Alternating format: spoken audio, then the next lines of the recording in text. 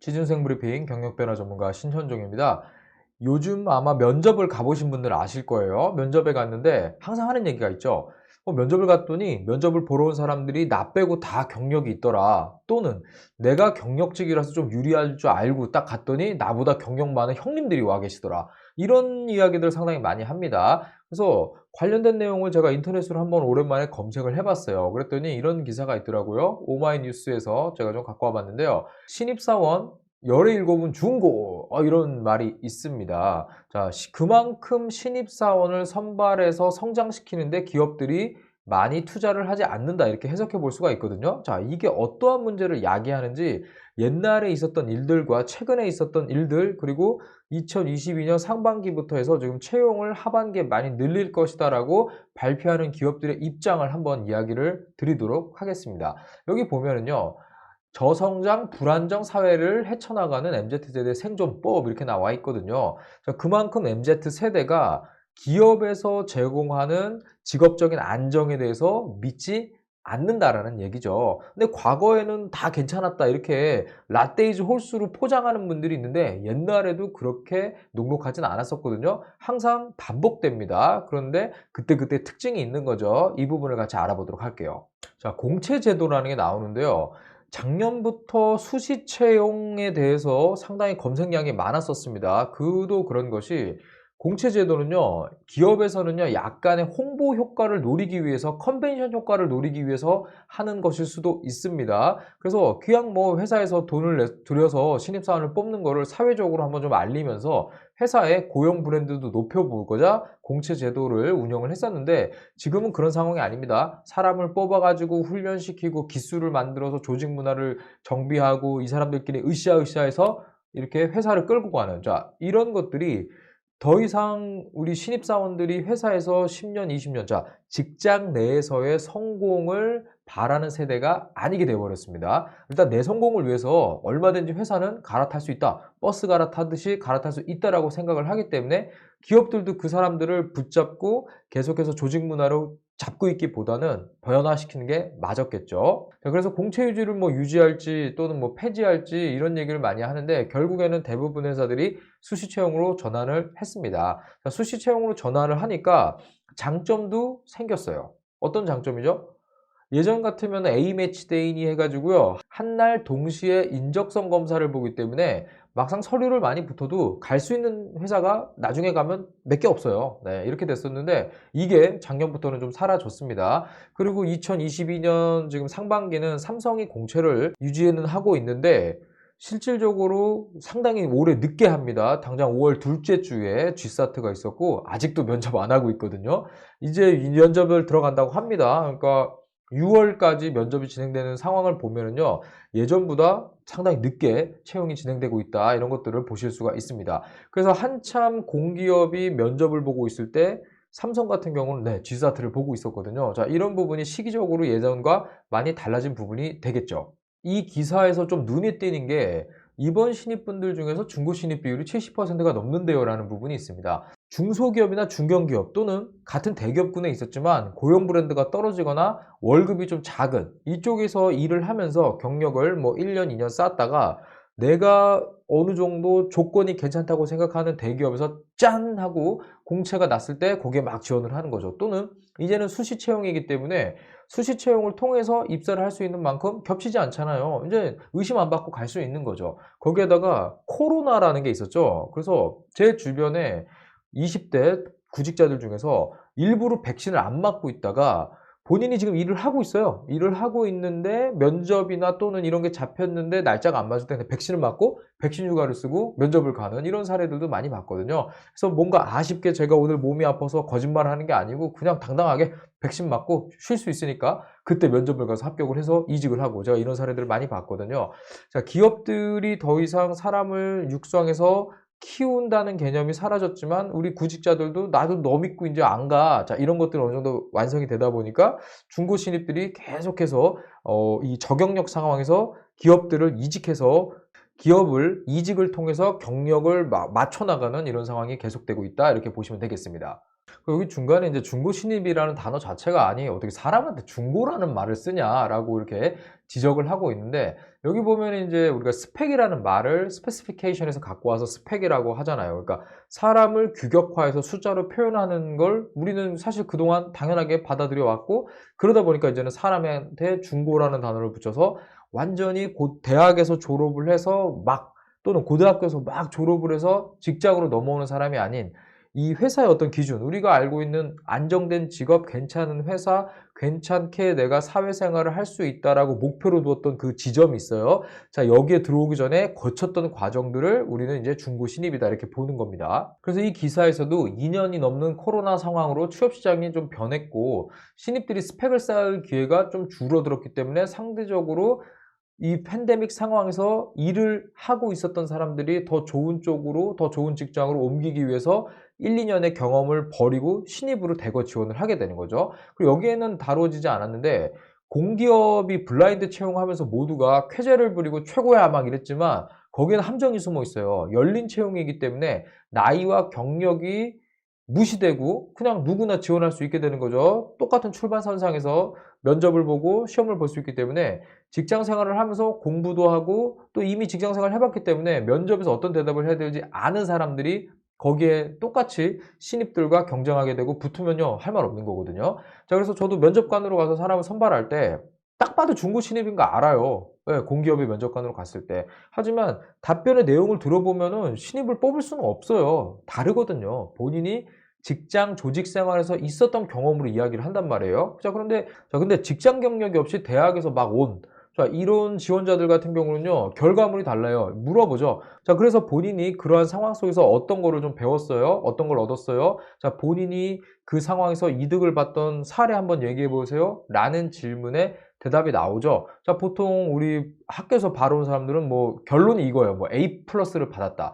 교수님한테 칭찬을 받았다. 자격증을 취득할 수 있었습니다. 자, 이렇게 보통 끝나요. 그런데 이 경력이 있는 사람들은 그런 얘기 들으면 그냥 우습죠. 본인이 어떤 걸 통해서 회사의 직무에 어떤 기여를 했는지 땅땅땅 이야기를 해주는 거죠. 자, 그러면 우리 뽑는 사람들도요, 회사에서 있던 직장이나 HR 관련된 일을 하던 사람이기 때문에 딱 들어보면요, 성과가 명확한 사람이 낫거든요. 자, 이러다 보니까 기업들이 선발을 할 때 당연히 중고 신입을 선호하고 더 이상 육성의 부담도 없고, 자, 이런 부분이 맞아떨어져서 중고 신입이 늘어나고 있는 거죠. 그리고 여기서 또 재밌는 걸 얘기를 하더라고요. 교육 서비스 통계에서 보면은 이 재수생 비율이 꾸준히 늘고 있다, 이런 얘기를 하거든요. 특히 재수생 중에서도 뭐 삼수까지도 얘기를 해요. 자, 이런 것들이 MZ 세대한테 상위권 대학을 가기 위해서 재수를 했던 이런 경험들이 있는 건데, 자, 이러한 경험이 나한테 주어진 상황에서 뭔가 두 번, 세 번 다시 시도를 했을 때 내가 원하는 것 또는 사회적으로 괜찮다고 이야기하는 그 단계까지 갈 수 있는 경험을 제공을 한 거죠. 자, 이래서 어느 정도는 회사에 들어가서 재수, 삼수라는 생각으로 직장에 대한 커리어를 바꾸기 위해서 노력하는 거는 뭐 어떻게 보면 시대적으로 이 사람들이 경험이 있기 때문에 똑같이 도전하는 거다라고 이 기사에서 다루고 있습니다. 저도 그 부분에는 약간 동의를 하면서 새로운 시각이다, 이렇게 좀 내용을 봤었어요. 자, 제가 아까 방송을 시작할 때 그 얘기를 드렸죠. 역사는 반복된다. 예전에도 이런 일이 있었어요. 자, 이렇게 기업들이 중고 신입을 선호하게 되면서 작년 하반기 때 눈치를 챈 게 있어요. 아직 뭐 사회적으로 발표를 하거나 이런 건 아닌데, 더 이상 중고 신입들이나 경력직을 뽑아가지고 필요한 인력을 채우는데 한계가 왔다라는 걸 자기네들도 이제 인식을 합니다. 왜냐하면 작년 하반기부터 중소 중견기업에서 일하고 있는 사람들을 경력직으로 뽑아오거나 또는 이 사람들이 중고 신입으로 들어올 것이다 예상하고 어느 정도 채용을 진행을 하는데, 중소기업들이 이 사람들 자꾸 놓치면 인력이 유출되니까 이제 더 이상 안 되겠다 해서 어느 정도 인력을 잡고 있는 상황이 됐습니다. 특히 IT 같은 경우는 뭐 나가려고 하면은 뭐 얘기를 한다고 그러죠. 그래서 연봉 얼마 준다는데, 자, 너 워라밸 지켜줄게. 연봉은 비슷하게 줄게. 남어. 자, 이러면서 경력직의 이동이 약간 분위기가 바뀌었습니다. 자, 그러다 보니까 고용 브랜드 파워로 밀어붙이던 등치 있는 기업들이 잠깐 경력직이 안 들어오지? 라고 생각을 하면서 조금 문제가 발생을 했습니다. 자, 그런데 이 부분은요, 예전에 2000년대 초반에 대리 품귀 현상이라는 사회적 현상이 있었어요. 그러니까 대리에서 과장직에 있는 사람들이 어느 정도 경력이 쌓여가지고 일도 좀 할만하고 좀 시켜서 일을 잘 해야 되는데 없는 거예요. IMF 때 사람을 안 뽑아놓고 성장을 안 시키고 그냥 경력직만 갖다 돌려 쓰다 보니까 이 몇 년 동안에 경력직들이 또 성장을 하죠. 대리 과장들이 이제는 뭐 차장, 팀장이 됐는데 그 밑에 신입사원이 없는 거예요. 네. 그러다 보니까 이 사람들이 신입사원들이 성장을 해서 한 대리급 정도는 돼줘야 일을 데리고 하는데 중간에 뻥 뜬 거죠. 자, 그래서 여기도 보면은 이게 2000년 거예요. 아, 옛날 걸 갖고 왔네요. 자, 여러분들이 방송을 아마 보시는 분들 중에 태어나서 유일하게 부모님한테 효도하던 그 시절일 것 같아요. 자, 이때 보면은 자, 대졸 취업자 수가 IMF를 기점으로 줄어들죠. 자, 이렇게 줄어들어서 모자랐던 인원수들이 그만큼 나중에 대리 직무의 품귀 현상을 가져온 사건이 되는 거거든요. 그래서 취업 캠프를 많이 운영하던 한 회사에서 올렸던 블로그를 제가 옛날에 갖고 있던 걸 하나 갖고 와봤는데 2005년입니다. 여기 보면 최근 대졸자의 사회적 변화 문제 해갖고 뭐 나름 이분께서 이렇게 내용을 좀 분석을 해서 쓰신 게 있는데 여기에도 이런 내용을 다루고 있어요. 자, 구조적인 불균형이 심화됐다. 그러면서 이 당시에 2005년에도 IT 인력 부족, 2005년까지 부족. 자, 그래서 보통 취업 재수생들의 누적으로 절대 인원 부족 뭐 이런 게들이 자 지금하고 너무 똑같지 않습니까? 자, 그래서 여기에서도 2, 3년 경력자의 부족 현상을 짚고 있으세요. 자, 제가 아까 보여드린 자료에서 2001년까지 취업자가 쭉 줄어드는 걸 보셨죠? 자, 이때 IMF 이후에 야 사람 많이 뽑지 마 어려워 다 비용이야. 그리고 그때 성과주의가 들어오면서 아주 조직이 슬림해지는데 이때 안 뽑은 사람들이요 2005년에 IMF 어느 정도 극복하고 자 이제 IT 막 그때 김대중 정부에서 IT 깔면서 가자 했는데 사람이 없는 거예요.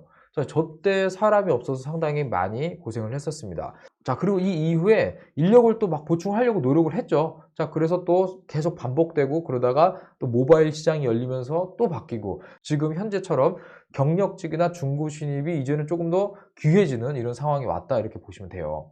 자, 이런 상황에서 대기업들도 어느 정도 인력이 와줄 거라고 생각하고 채용을 하던 것에 문제가 생겼는데 자, 중견 기업들도요 고급 인력이요 자꾸 떠나요. 네, 말만 하면 떠나요. 여기 보세요. 중견 필요한 고급 인력 못 찾아. 일 할만 하면 떠나. 신규 채용 고민. 자, 그러니까 일을 할만 하면 대기업에서 뺏어왔던 거죠 그동안. 아, 웰컴 어보드 하면서 이제 사실 취준생 입장에서는 뭐 예전부터 좋은 회사에서 일하고 싶어서 준비를 했겠지. 자기가 중소기업에 가려고 처음부터 목표를 했던 건 아니거든요. 여러 상황에서 이제 본인 한계까지 왔고 어느 정도 사회적인 부분에 대해서 타협을 하면서 직장 생활을 시작했던 자, 이 사람들이 어느 정도 5년, 10년 일한 다음에 이직하는 게 아니고 일을 할 만한 한 3년 차 대리급 정도 되면 바로 갈아타는 거예요. 자, 그러다 보니까 자, 여기 중견 기업의 인력 현황을 보면요. 인력은 증가할 수밖에 없죠. 왜냐하면 구직 시장에 사람이 나오니까. 자, 근데 그만큼 채워지는 만큼 이직도 해요. 자, 지방 소재 기업 같은 경우는 우수인재 확보 어렵다. 사실 그래요. 왜냐면 자, 지방에 있는 경우는 보통 교통편이 상당히 불편하죠. 그리고 비용적인 부분에서도 많이 주지 않는데 여기에 일부러 오는 경우는 잘 없어요. 그러니까 수도권에서도요. 무슨 공단 이러면 거기 출퇴근하는 거 진짜 어렵거든요. 급여에 비해서 내 생활 코스트 비용이 세기 때문에 안 가요. 네. 사실 저 부분은 급여 외에 쓰는 생활에 대한 비용을 낮춰준다 그러면은 갈 사람 있어요. 자, 그런데 저기는 이제 돈의 문제는 아니거든요. 왜 똑같은 회사를 다니는데 내가 생활을 위해서 돈을 더 쓴다라는 개념이 들어가기 때문에 저기 사실 안 가려고 하는 부분이 있거든요. 자, 그리고 여기 인력 투자가 어렵다. 당연하죠. 평균 3에서 5년. 자, 대리 직무 정도 일을 할 만하면은 대기업에서 다 뽑아가기 때문에 막 옮겨 타는 거죠. 자, 이러다 보니까 입사 후에 1년 안에도 30% 자, 저 정도는 뭐 양반이고요. 우수인재가 훅훅 떠나는 게 문제가 되는 거죠. 자, 그런데 이것도 이제 옛말이 된 거죠. 저 사람들이 움직이는 숫자도 적어졌어요. 코로나 때문에 신입사원도 덜 뽑았고 경력직 위주로 채용했던 대기업들도 둘 다 폭탄을 빵 맞은 거죠. 그래서 사실 사람을 선발을 할 때 이거를 비용으로 보고 사실 하면 안 돼요. 예, 어느 정도 기업의 미래다라고 키워줘야 되는데 뭐 서로 잘못 투자했고 잘못 운영했고 그 부메랑이 돌아오는 거죠.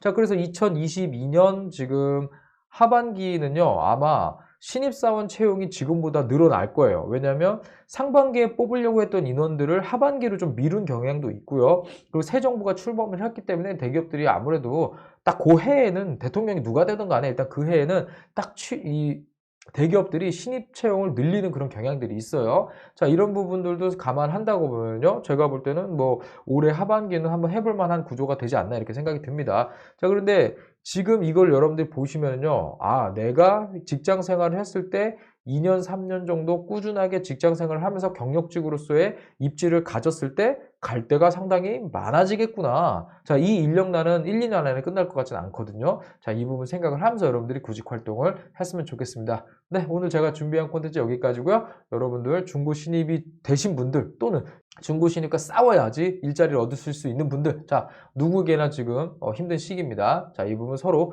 잘 생각하셔가지고요. 취업하는데 한번 여러분들 장기적인 스케줄을 좀 짤 때 생각해 보셨으면 좋겠습니다. 감사합니다. 경력변화 전문가 신현종이었습니다.